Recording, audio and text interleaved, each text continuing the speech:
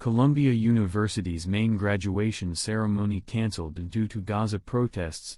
Columbia University on Monday, May 6, announced that it has canceled the main ceremony for graduating students next week amid the protests on campus by students over the ongoing war in Gaza.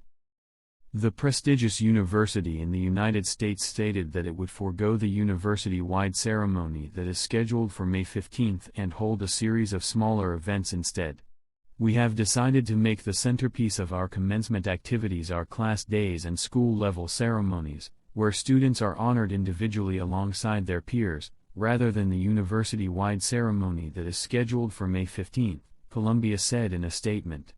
Columbia called the past few weeks incredibly difficult for our community and further said that they are determined to give our students the celebration they deserve in smaller scale. School-based celebrations are most meaningful to them and their families.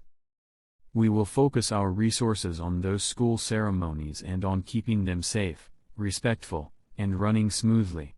A great deal of effort is already underway to reach that goal, the university added. The statement further added that the school consulted with student leaders in deciding how to handle graduation.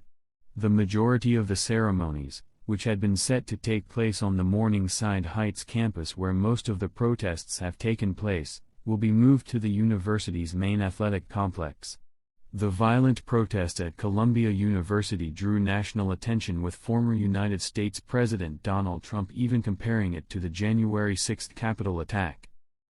The protest at Columbia University inspired similar demonstrations at dozens of universities around the U.S., with students calling for a ceasefire in Gaza and demanding their schools divest from companies with ties to Israel. New York City police cleared a Columbia campus building last week that had been barricaded by pro-Palestinian protesters, arresting more than 100 people and dismantling an encampment.